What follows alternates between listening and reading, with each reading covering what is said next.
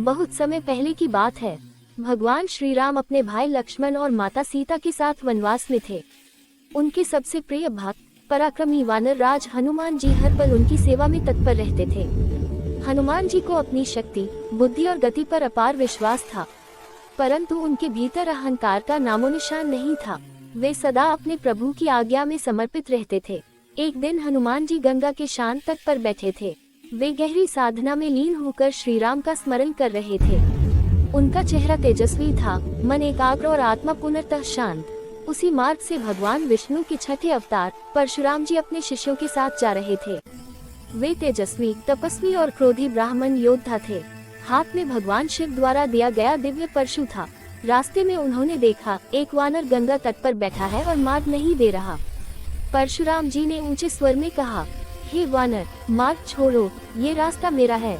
हनुमान जी ने आंखें खोली और विनम्र स्वर में बोले, हे ब्राह्मण देव, ये धरती सबकी है, आप आदर पूर्वक निकल जाए, मैं ध्यान में लीन हूँ। ये सुनकर परशुराम जी को लगा कि वानर उनका आदेश नहीं मान रहा। परशुराम जी बोले, तू जानता नहीं मैं कौन हूँ। मैं वही परशुराम हूँ जिसने 21 बार पृथ्वी को क्षत्रियों से रहित किया। हनुमान जी मुस्कुराए और बोले, हे भगवान परशुराम, आप महायोद्धा हैं, परंतु क्रोध ब्रह्मचर्य का शत्रु है, शांत रहिए। ये सुनते ही परशुराम जी का क्रोध और बढ़ गया। उन्होंने परशु उठाया और बोले, अब तू मेरी शक्ति देख। परशुराम जी ने अपने परशु से प्रहार किया, लेकिन हनुमान जी ने सहजता से उसे पकड़ लिया और हवा में उछाल दिया। परशुराम जी ने अपने तपबल से उसे वापस बुला लिया। अब उन्होंने ब्रह्मास्त्र चलाया। हनुमान जी ने हाथ जोड़कर कहा, हे प्रभु, मैं ब्रह्मचारी राम का दास हूँ, आपके अस्त्र मुझ पर प्रभाव नहीं डालेंगे। ब्रह्मास्त्र उनके चरणों में गिरकर शांत हो गया। परशुराम जी चकित हो गए।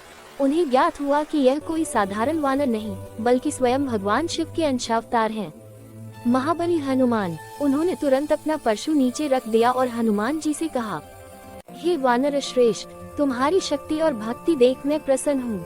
क्षमा करो, मैंने तुम्हें साधारण वानर समझ लिया। हनुमान जी बोले, हे प्रभु, मैं तो श्री राम का सेवक हूँ और आप मेरे गुरु तुल्य हैं।